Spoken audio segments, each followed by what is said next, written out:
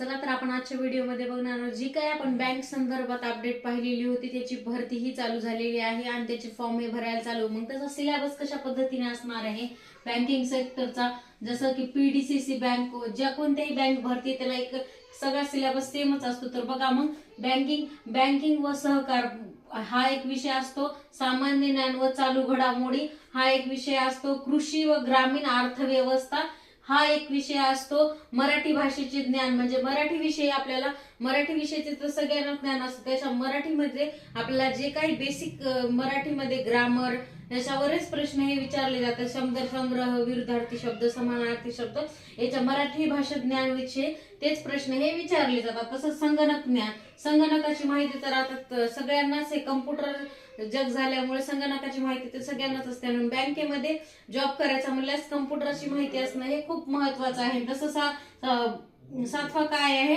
बुद्धिमापक, तसं त्याला अंकगणित श्रेणी ही म्हणू शकतो आपण, म्हणजे मॅथमॅटिक्स विषयी बुद्धिमापन चाचणी विषयी